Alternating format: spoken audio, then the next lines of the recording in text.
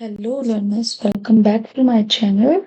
So if you like this channel, so like, subscribe and share with others. This video helps you to making a notes. So today we discuss Epithalamy by Edward Spencer.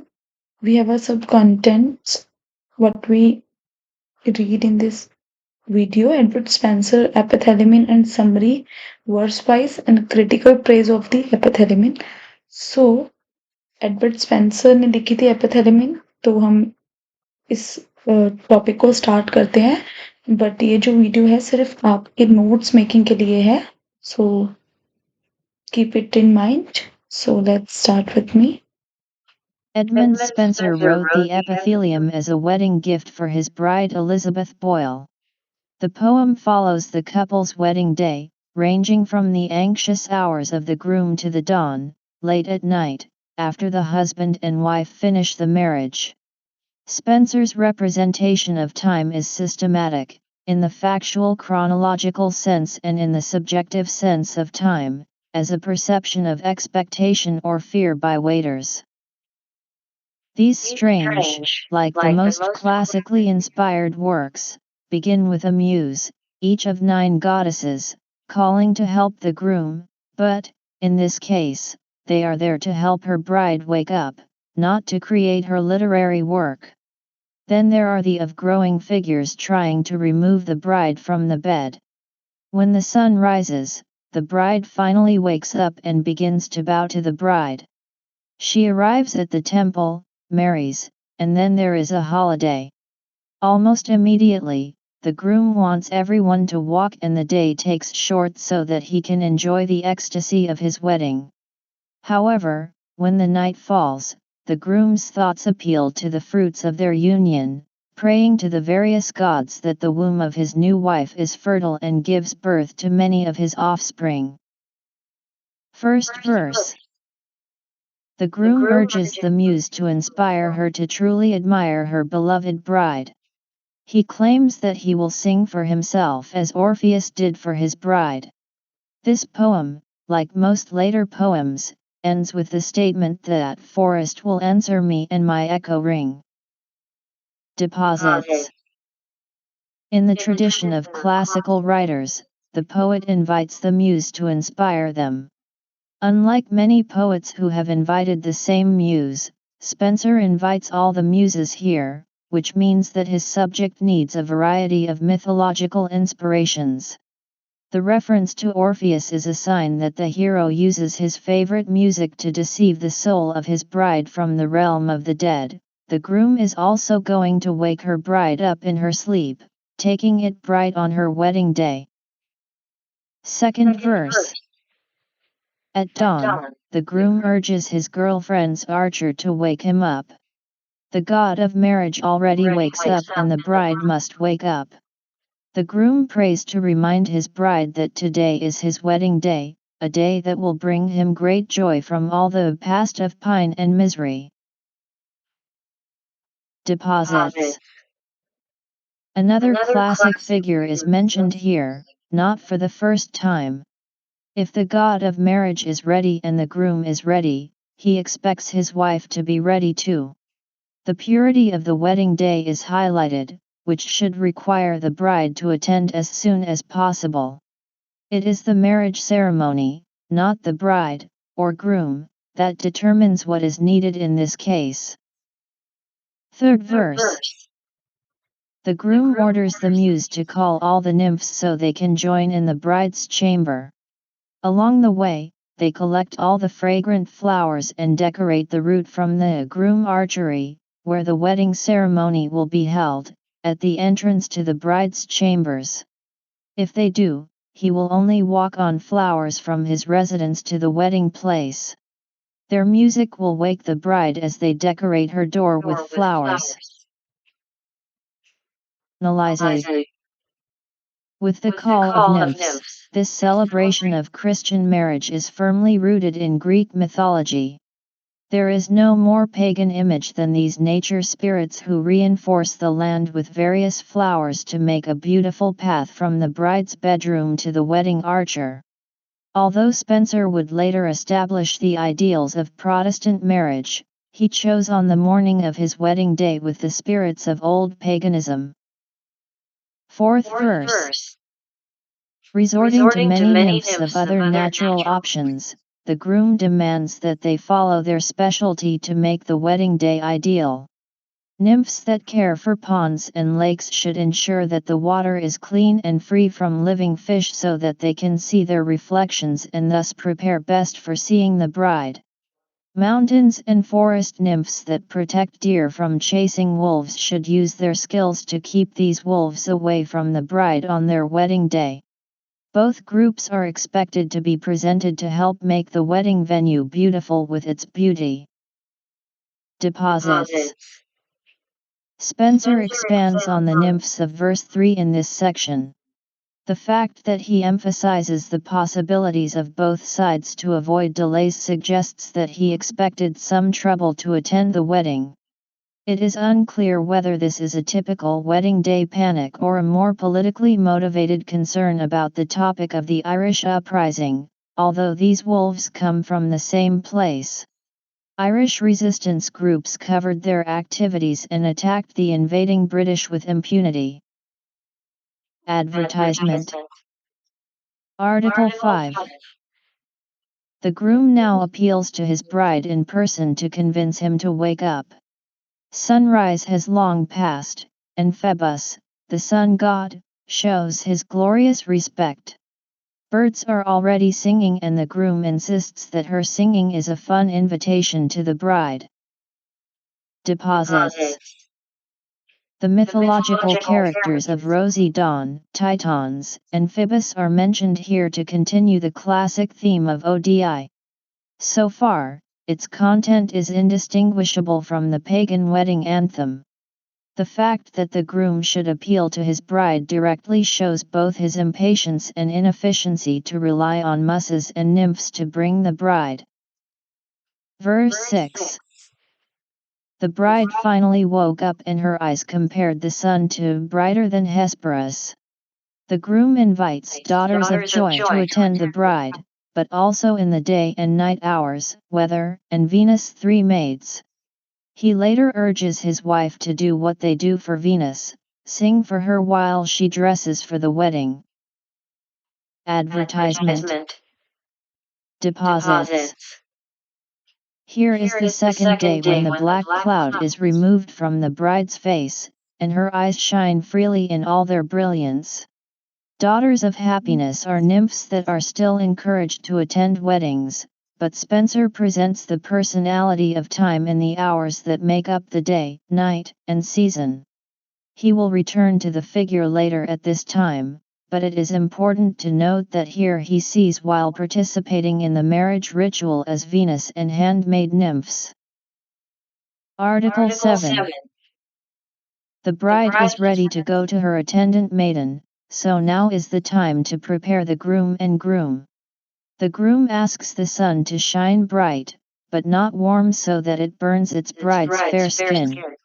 Then he prays for Phoebe, both the sun god and the art maker, to give him this one day of the year, to keep the rest for himself. He offers to exchange his poetry as an offer of this great friendliness.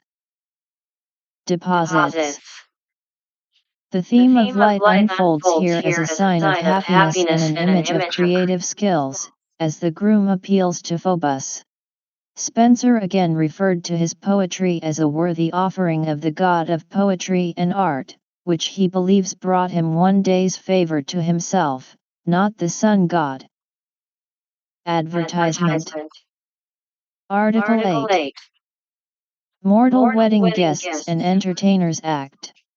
Minstrels play and embrace their music, while women play their timbre and dance. Young boys run to the streets with the wedding song I Haman so that everyone can listen. Appreciate the guys who hear the sound of crying and join the song. Deposits. Spencer moves to real-world participants, entertainers, and potential guests at the wedding ceremony. It describes a typical Elizabethan wedding with elements of the classical period. The boys' song Hymen Io can be found in Greece, with its delivery by Gaius Valerius Catullus in the 20th century BC. Article 9. The groom sees her bride come and compares it to Phoebe, another name for the goddess Artemis, who is dressed in white. Which virgin looks best? She considers her white dress so fitting that she looks more angelic than a woman. With humility, she avoids the gaze of countless fans and reddens the songs of praise she receives. Advertisement. Deposits. This unusual poem has a lost line, a break after the ninth line of the poem, line 156. The structure probably plays into a larger organization of Spencer lines and counters, which echoes daylight hours with great mathematical accuracy. There is no aesthetic reason in the breaks poems, as this happens 3 lines before the poems describe the bride's reaction to her admirers. Comparing Phoebus' twin sister Phoebus to Phoebus is important because the groom was essentially traded to change Phoebus' popularity in the 2 verses. He sees the bride as a perfect, even divine, colleague to himself on this day because day and night are inextricably related to the passage of time. Article 10. The groom asks the woman who sees her bride if they have ever seen someone so beautiful in their city before. Then he begins to list all his qualities, starting with his eyes and finally describing his whole body. Megan forgets their singing because of the huge beauty of the bride so that they can gaze at her. Deposits. Spencer attached the blazon convention, in which the physical characteristics of a woman are chosen and described from a metaphorical point of view. Unlike the Amorite Bazin, this list does not have a comprehensive connection between different metaphors. Her eyes and forehead are described in terms of valuable objects, sapphire and elephant, fruits, apples and cherries, compared to her cheeks and lips. Her breasts are compared to a cream bowl, her nipples are compared with lily buds, her neck is like ivory bone, the tower and its whole body are compared to a beautiful castle. Advertisement. Article 11. The groom moves to the outdoor beauty of the bride for her inner beauty, which she claims to see better than anyone else. He admires his strong spirit, sweet love, purity, faith, respect, and humility. He argues that although his observers can see her inner beauty, they will already be much more awe-inspiring than her external presence. Deposits. Although there are no brunettes like in the last verse, these verses are still a list of the inner qualities of the bride. Spencer moves for a moment from highlighting the external beauty that stands out in these strange and pagan wedding ceremonies, instead of her other classical influence, Platonism. He describes an ideal woman who is intact with physical weakness or stray thoughts. Can attendees see her true beauty, her absolute beauty? They are just as they will be surprised as those who saw the head of the Medusa maze and turned to the stone. Article 12. The bride asks her to open the doors of the temple so that her bride can enter the inside and approach the altar with awe. He presents his bride as an example because he reaches this holy place with reverence and humility. Deposits. Spencer changed the image from a picture of a pagan wedding ceremony in which the bride was taken to the bride's house for the wedding, to a Protestant church. The bride is included as to say in the sense that she is a good Protestant Christian, and she reaches this sacred place with proper humility. Not mentioned or Phoebus, instead, the bride approaches in front of the Almighty. Minstrels have now become choristers singing Glory Lord with limbs. Article 13. The bride stands in front of the altar because the priest blesses her and the wedding. He blushes, causing the angels to forget their duties and surround him, and the groom wonders why he should be ashamed to give a hand at the wedding. Deposits. Now strongly immersed in the Christian wedding ceremony, the poem focuses on the bride's reaction to the priest's blessing and the bride's reaction to the bride's response. Her blush sends him to another song about her beauty, but she is hesitant to fully fulfill it. The shadow of doubt crosses his mind as he describes his downward eyes as depression and wonders why he should be ashamed of the promise to marry her. Advertisement. Article 14. The Christian part of the wedding ceremony is over and the bride says that the bride is brought home again and the celebrations begin. He urges feasts and drinkers to pay attention to the Almighty God of the Church, the child of God and grace. Deposits. Spencer easily returns from a Protestant wedding ceremony in a pagan revel. The bride's humility is forgotten on the altar of the Christian God. Instead, he crowned Bacchus, the god of wine and celebration, and demanded a grace dance. Now he wants to celebrate his conquest with alcohol without any restraint or life and condemnation for the above gods. He considers this day sacred to him, probably seeing him as a response to his previous sentence to Phoebe that only this day belongs to him. Article 15. The groom reaffirms that the day is sacred and asks everyone to celebrate in response to the calls. He makes her happy that the sun is so bright and the day is so beautiful and then changes her tone to regret as she realizes that her wedding takes place on the summer solstice, which is the longest day of the year, and so her nightly family bliss is postponed, but only in a short time. Advertisement. Deposits. By identifying the exact day of the wedding, summer solstice, June 20th, Spencer allows the reader to adapt to this poetic description of the ceremony in a real, historical context. As some critics have pointed out, the timeline of the day depicted in the poetic structure of the whole ode creates an accurate, linear account of various astronomical phenomena: sunrise, star position, sunset. Article 16. The groom continues to complain that the day is too long, but the hope grows as the long evening begins to arrive at it. Looking at the beginning of the evening in the east, he addresses her as a fair child of beauty, Alice's brilliant lamp, urging her to go ahead and strengthen her time for the newlyweds to finish the wedding. Deposits. Focusing on time again, here the speaker can draw hope from the point of view of twilight. He wants to be alone with his bride, and so invites the evening star to take the bride and groom to her bed. Advertisement. Article 17. The groom encourages singers and dancers to leave the wedding but takes the bride to her bed as soon as they leave. He wants to be alone with his bride and compares his sight lying in bed with Maia, the mountain goddess with whom Zeus imagined Hermes. Deposits. Comparing Zeus and Maia is important in that it reflects another desire for the groom: reproduction. In addition to wanting to love her new bride, the speaker also hopes that the baby will become pregnant.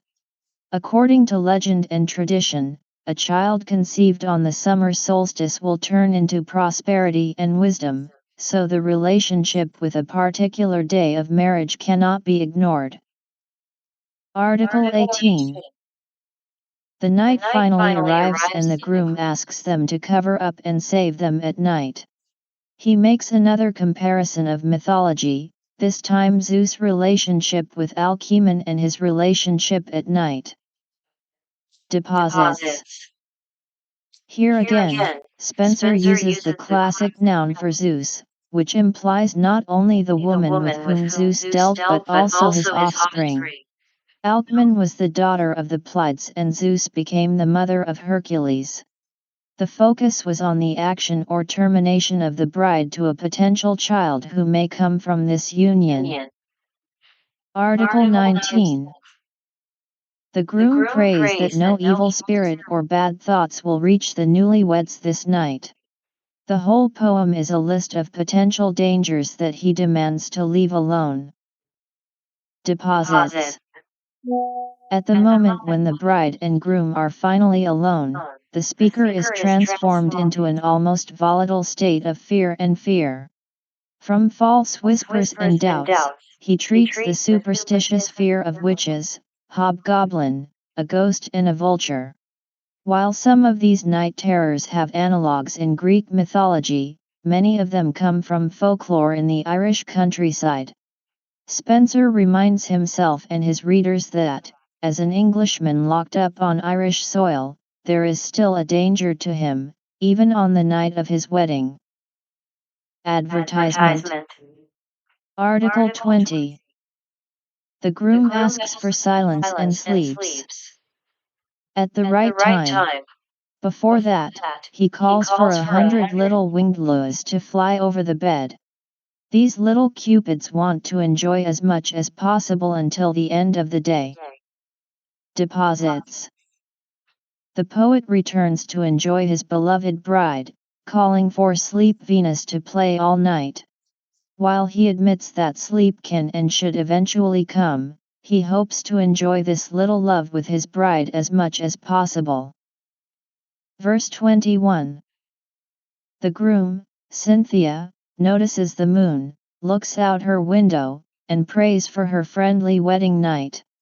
He specifically asks if his bride's holy womb should become fertile this night. Deposits. Spenser continues to pray for the concept, this time addressing Cynthia and Moon. He asks her to remember the love of the Latino shepherd Endymion, the union that eventually created 50 daughters, the stages of the moon.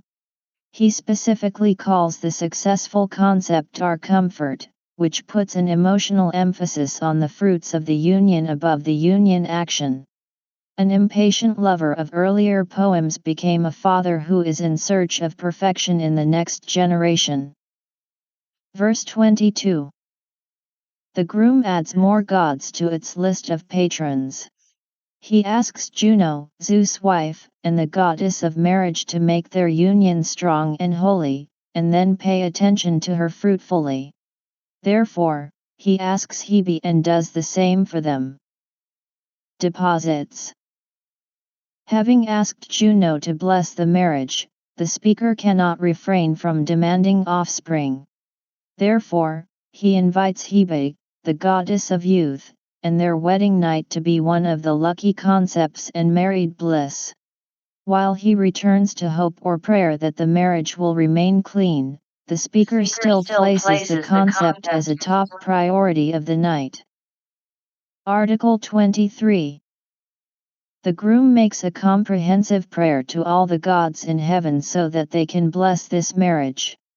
He tells them to give him a greater future generation so that he can raise generations of followers in the praise of the gods in heaven. Then he urges his bride to relax in the hope that his parents will become. Deposits. Spenser leads this ode to the main climax and urges all gods in heaven to bear witness and bless their blessings couple.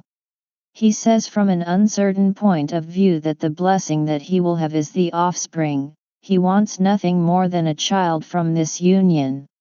Typical pagan negotiating conference, the speaker convinces the gods that if he is given to his children, these future generations will worship the gods and fill the earth with saints. Advertisement. Verse 24. The groom appeals to his song on charges of being good jewelry for his bride, which he feels is also worth many physical ornaments. The time was too short to get these outdoor decorations for his loved one, so the groom hopes his ode will be an endless monument for him. Deposits. Spenser follows Elizabeth's convention, which returns self-awareness to her ode. He asks if this ode, which he is forced to give instead of the many ornaments that his bride should have, will become a completely large ornament for him. He paradoxically asks if this is a short-lived and endless monument to him, drawing the reader's attention to the difference between worldly times that end and eternity, which lasts forever in a state of perfection. Thanks for watching. If this video helps you to making a notes, so like, share and subscribe this channel for your future making notes. Thanks for watching. Don't forget like and subscribe this channel.